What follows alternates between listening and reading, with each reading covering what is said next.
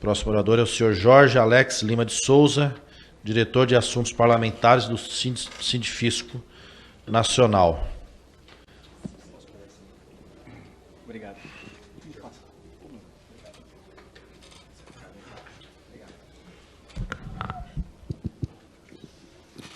Bom, boa tarde a todos. Agradecer ao convite feito ao Sindifisco Nacional, na pessoa do nosso presidente Alencar, cumprimentar aqui o deputado Enio, né, os dois parlamentares que são membros da comissão especial da PEC 45. Bom, vou tentar fazer praticamente uma síntese do que já foi dito, né, trazendo algumas reflexões aqui ao final, porque o objetivo aqui é tratar desse tema que é espinhoso, chato, até antipático para algumas pessoas, e depois do almoço ele fica ainda mais indigesto, mas tentar trazer aqui números e dados para tentar formar o convencimento de suas excelências na hora que forem lá votar em favor de uma nova reforma. Bom, na linha do que o Roxo falou, por que reformar? Em apertada síntese, porque nós temos esse país com aquela escola, com aquela estrada, com aquele sistema de saúde, embaixo aqui o sistema penitenciário, segurança pública, aquele transporte público. Mas daqui a 10, 15 anos, 20 anos, a gente poderia ter aquele tipo de escola, aquela estrada, hospital, aquele sistema penitenciário, né? Enfim. E aí o extrato rápido, o que já foi dito por outros colegas que já me antecederam, e aí eu fiquei muito feliz, porque lá em Belém, na semana retrasada, encontrei com o professor Nelson Machado, e agora com o professor Pia, a gente vai ver que nós temos muito mais ponto de convergência do que de divergência. Sistema tributário, nenhuma novidade até esse momento. Ele é complexo, ele é injusto, ele é ineficiente e ele é sem transparência. Ele é complexo por quê? Em 30 anos de Constituição, nós tivemos quase 400 mil normas tributárias, né? Entre atos legais, infralegais e por aí vai. 16 emendas constitucionais, e esse complexo tributário faz com que a gente ocupe um honroso lugar em 109º lugar, né, no ranking dos países com maior dificuldade, ou melhor, com maior facilidade em fazer negócio. Muito se falou aqui de ITR, etc. Aqui, para minha felicidade, a gente tem aqui esse número. O ITR, de fato, é menos de 2 bilhões, é 1,37, dados de 2017. O IPTU nacional, 38 bilhões de reais. Agora, a tributação de patrimônio, né, que totaliza ali, propriedade que totaliza 97, ela é aproximadamente 10% do consumo. Quase 900 bilhões de reais do que a gente tributa, ela vai em cima do consumo. Então, em cima dessa mesa, desse copo, desse tablet, e por aí vai. Esse é o nosso extrato. Na nossa carga tributária de 30, 32, 33, o que seja, a gente tem um peso muito forte em termos de consumo. Então, quase 900 bilhões, a renda, 360 bilhões, isso somando imposto de renda, pessoa física e jurídica. E aí, quando a gente olha para o mundo e vê como é o padrão de tributação, a gente vai ver que tem alguma coisa errada, né? Gostem ou não, Estados Unidos, Canadá, ou o que seja, mas vamos olhar aqui como é que eles tributam. Olha a tributação aqui da renda dos Estados Unidos e de Canadá, olha a nossa. Olha a tributação do consumo brasileiro, olha dos Estados Unidos, né? Olha do Canadá. Talvez isso justifique porque todo ano as famílias brasileiras vão lá para os Estados Unidos e deixam lá entre 20 e 25 bilhões de dólares em produtos. Talvez o nosso modelo esteja equivocado. Então, ele é injusto por conta de tudo isso que já foi colocado aqui, né? Pela regressividade, pela predileção que a gente adotou, né, na história em tributar mais pesadamente o consumo, que, como dito, tem lá quase 900 bilhões de reais. Ele é ineficiente. Hoje, quando a gente fala, eu não sei se a CPMF, o desgosto pela CPMF é porque é mais um tributo ou porque é um desgosto natural da CPMF. Veja, ele é ineficiente. Qualquer coisa que você queira aumentar hoje de tributo, ele é mal visto. Qualquer coisa. Pode ser 0,1, 0,38, o que seja, ele é mal visto. Por quê? Porque nós já estamos naquele ramo descendente. Esse gráfico não é meu, é do economista Arthur Laffer. Então, ele diz o seguinte, à medida que você vai aumentando a carga tributária, você vai tendo a correspondente de aumento da arrecadação. Só que chega um determinado momento em que você aumenta e essa arrecadação começa a cair.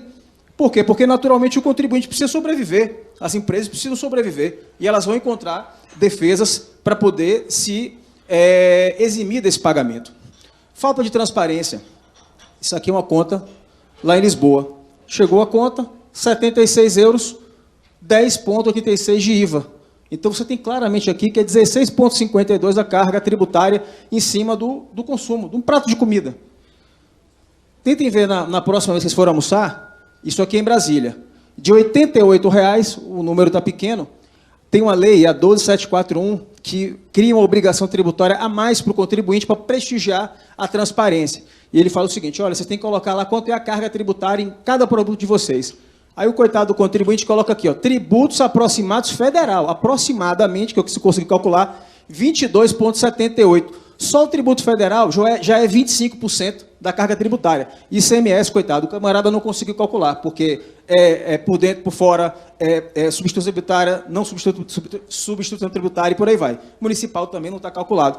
Então, você não sabe quanto custa o preço do produto. A comida, a geladeira, o tablet, você não sabe quanto custa.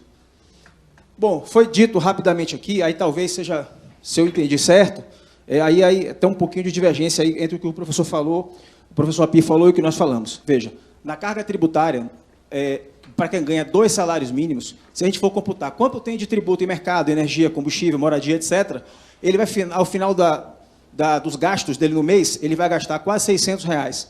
Uma pessoa que ganha 30 salários mínimos, 28 mil e alguma coisa, ele vai gastar 4.700. Então, o peso no consumo para ele é da ordem de 16,5, e aqui é 30, é quase o dobro, 83% de quem menos ganha é quem mais paga. Isso ratifica a regressividade que precisa ser combatida. Então, em apertada síntese, premissa para a reforma tributária. Eu só vou reiterar aquilo que os meus colegas aqui já comentaram. Ele tem que ser mais simples e menos oneroso. Veja bem, eu sou auditor da Receita Federal. Eu só faço cobrar tributo na minha vida. E mesmo assim, quando eu não sei como é que eu vou aplicar aquela legislação, eu posso me socorrer de uma SCI, de uma solução de consulta interna, para perguntar para alguém lá em cima, falar assim, como é que eu aplico essa norma? Só que o contribuinte, o empresário, que não faz nada senão calcular imposto, o que seja, ele não tem que se envolver com esse tipo de discussão. A tributação, de fato, tem que ser simples, né? Ela tem que permitir o pagamento do tributo sem o custo de 65 bilhões de reais por ano para adimplir com as obrigações tributárias. Consumo tem que ser desonerado. Eu não vou tornar a falar desse ponto. São 900 bi sobre consumo. Pacto federativo tem que ser fortalecido, isso é óbvio. Ninguém vai querer perder nessa matemática. Estado não vai querer perder, município, União também não. Então, como é que a gente vai equacionar essa conta? Forças produtivas precisam ser destravadas e estimuladas. Vejam bem. Aí a gente tem um conflito que, junto com a mudança na relação fisco-contribuinte, é claro, é óbvio, é cristalino que a gente precisa tirar o peso do Estado de cima do empresário, de cima do contribuinte. Só que isso não significa negar o Estado, negar o fisco. Essa relação ela pode ser da seguinte forma. Eu vou criar um sistema mais simples, mais transparente, mais fácil. Agora, se por acaso o senhor transgredir esse limite, eu preciso agir. Até para prestigiar a competição entre as empresas. Porque hoje a gente termina chancelando a concorrência desleal entre as empresas, porque uma paga, outra não paga. Então, o preço desse que não paga é mais competitivo, ele não tem aquela despesa operacional, ele tira o outro do mercado, e o Estado nada faz. Então, vamos mudar essa regra, a gente vai tornar o sistema mais simples, mais transparente, talvez até menos onerado do que ele é hoje. Agora é o seguinte, você pague, não cometa crime, porque senão o Estado vai em cima de você e talvez haja um consenso da população de que aquele movimento está correto. E aí algumas reflexões. Eu quero colocar muito claramente aqui que o nosso objetivo não é trazer uma proposta pronta acabada, até porque o Sindifisco não a tem, né? Vamos lá, nós temos aí, dentro do que a gente está vendo, a proposta do Rauli, a proposta do API, a proposta do Luiz Miranda, do Bivar, enfim. A gente tem o seguinte, o IVA federal, hoje a gente tem PIS, COFINS, IOF, CID, etc. Colocamos tudo isso aqui, você tem uma arrecadação de 318 bilhões de reais aproximadamente. Ok, se isso virar um IVA federal com a única legislação que arrecada a mesma coisa e que não há alteração do Pacto Federativo, são só tributos federais. Por que não? Opa, ICMS e ISS. E é bom que se diga, se a gente fizer só o IVA federal, a gente não vai estar resolvendo o maior problema de termos de complexidade do nosso país, que se chama-se ICMS. O ICMS, daquela conta de 1.958 horas, que todo mundo já ouviu falar, feito pelo Doing Business, para cumprir as obrigações tributárias, um colega lá na Receita tirou o que era de tributo federal, né, porque ali tem tributo estadual e federal, né, do Banco Mundial. Ele tirou o que era da União, sobrou só 1.160 horas para cumprir a legislação de ICMS. Então, o ICMS precisa ser enfrentado. Então, nessa ótica, você tem o IVA federal e precisa ter também o IVA estadual, e que talvez resolva o problema do comitê gestor, que seria formado exclusivamente por estados e municípios. Então, veja, o novo IVA também vai ter uma única legislação, né? Vai arrecadar os mesmos 509 bilhões, repasse automático aos municípios, como acontece com o Simples Nacional. Ninguém vai inventar a roda. Isso já acontece. Esse recurso não passa pela conta do Tesouro. Cai na conta, D+2, esse recurso está disponível na conta das prefeituras. Vamos lá. Presidente Kleber, não me penitencie, eu estou trazendo reflexões.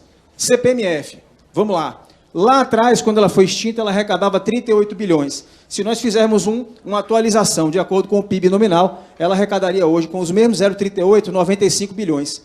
1% estaria 250 bilhões, 1,5%, 375 bilhões. Isso são os números, são as propostas que circulam e nós compilamos aqui para tentar facilitar a compreensão dos senhores.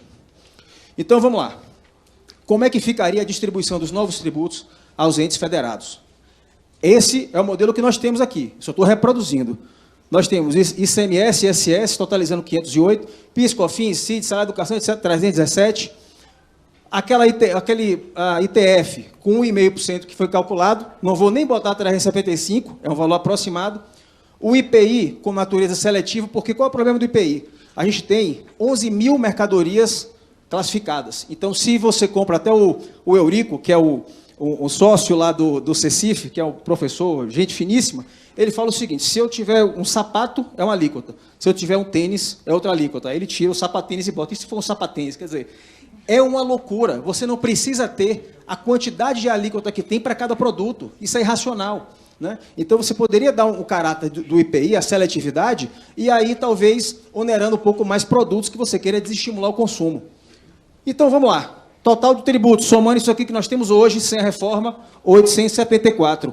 Peso da carga tributária disso aqui, 44% em cima dos 2 trilhões da arrecadação. Ok. E nesse outro modelo, vamos fazer o seguinte, vamos reduzir essa alíquota aqui de 25% para 15% estadual. E o IVA federal de 16% para 8%.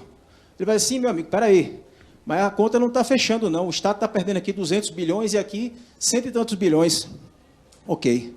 Então, nós arrecadamos aqui em cima de uma outra base tributária que não vai onerar tanto o consumo, 361 bilhões de reais. E como é que eu vou repartir esse ITF aqui? Simples, 203 e 158.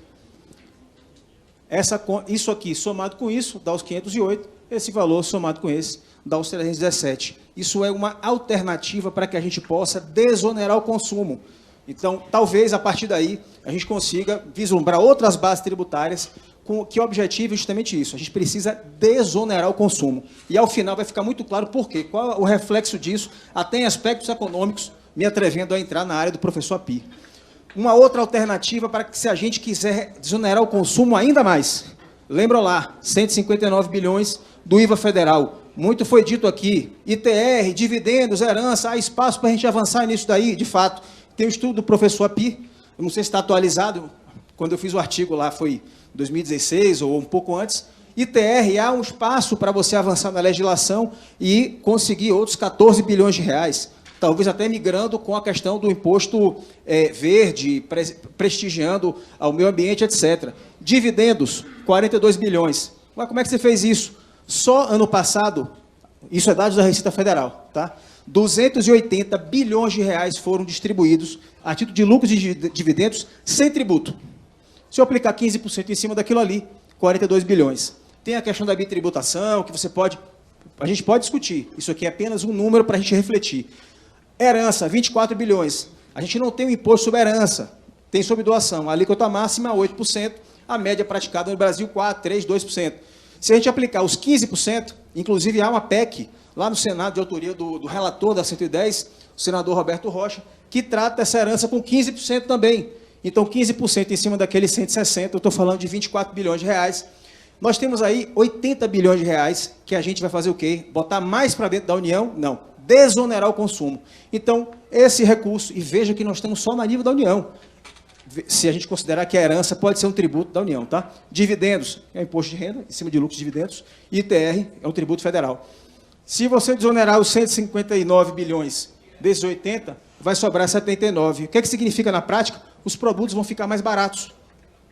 Os produtos vão ficar mais baratos. Há uma tendência, quando você reduzir a carga tributária lá em cima do ITF, né, para reduzir a carga de 44% para 26%, e mais aqui, que você tem uma redução do preço do produto.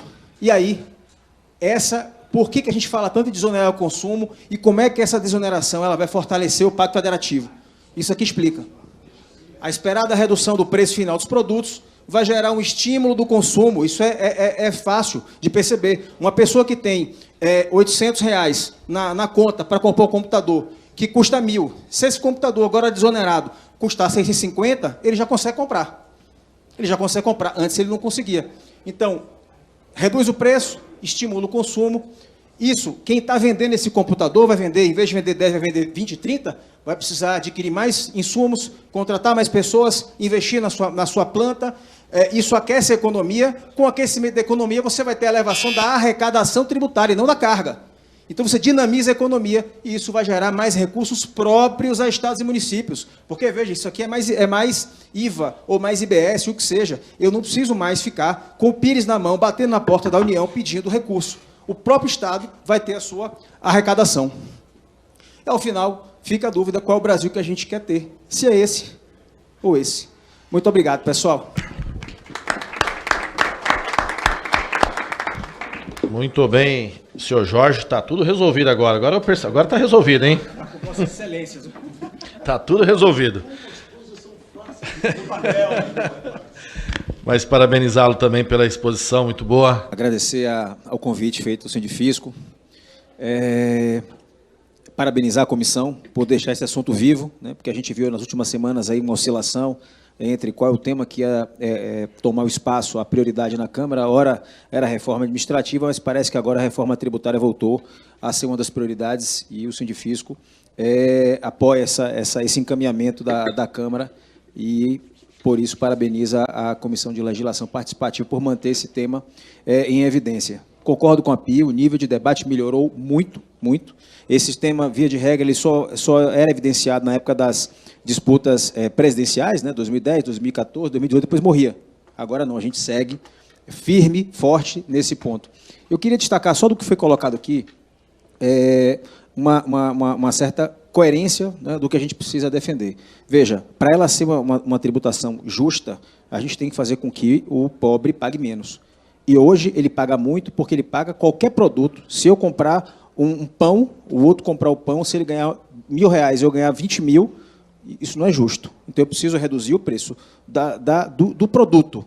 Isso não se faz se você não conseguir reduzir a tributação indireta, né? Aí o meu amigo André lembrou o seguinte, redução drástica gera normalmente aumento de lucro. Perfeitamente.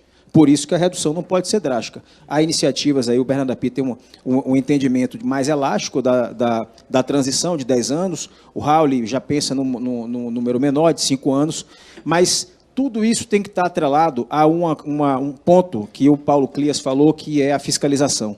Veja, e aí Api, só um lembrete, eu senti falta de uma atenção aí com relação às administrações tributárias, o fisco de uma maneira geral, como sendo essa entidade, esse órgão que vai fazer o controle disso que está acontecendo aqui, porque não adianta nada. Veja o esforço que nós estamos fazendo. Quantas audiências públicas o amigo já participou? Dezenas. Para, ao final, a pessoa descumprir a regra tributária e não dá nada, né? Afinal, ele cometeu um crime contra o órgão tributário, pagar e extinguir a punibilidade, não está certo. E aí eu vou me socorrer de novo do Paulo. Ele falou, olha, a gente tem uma dificuldade de punir incrível. E aí eu vou só, para finalizar, fazer um exemplo. Na época que eu estava na ANAC, foi quando eu conheci o deputado Zé Neto, eu recebi uma pessoa que foi desembaraçar um avião fora do Brasil, dos Estados Unidos, enfim, alguma coisa. E ele disse o seguinte, no dia, na hora marcada, levei a papelada, fui lá, entreguei, e o camarada pegou e estava ali fazendo o registro. Enquanto ele estava me atendendo, eu peguei, botei um monte de papelada em cima da mesa, contrato social, cópia autenticada, e o original, os certidões, etc. E aí o cidadão parou e falou, mas peraí, você não já me mandou esse documento todo por e-mail? Aí o brasileiro falou, já. Não, então pode guardar tudo isso aí que eu não preciso, não. Aí o brasileiro, desconfiado como somos, perguntou para ele, mas como é que você vai saber se o que eu mandei por e-mail é o que está aqui? Aí o cidadão parou, tirou o óculos, olhou para ele e falou assim, porque se não for, você vai sair daqui preso. Aí o cara, não, mas é. Então, para dizer o seguinte, lá tem punição, em países sérios tem punição, aqui não. Aqui não. Né?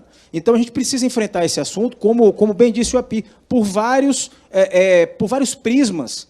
Então, o esforço que está sendo feito aqui da academia, de parlamentares, de estudiosos, do representante do fisco, tem que dar em algum lugar. E a gente, isso aí, nós estamos falando de uma mudança cultural. É uma mudança cultural. Então, a gente precisa prestigiar o bom contribuinte, mas punir efetivamente aquele sujeito que age como se o Estado não agisse. Então, em apertada síntese, reiterar os agradecimentos ao meu nobre representante de Feira de Santana, que fica, Salvador fica ali na grande Feira de Santana, né, e agradecer mais uma vez ao convite feito ao Sindifisco.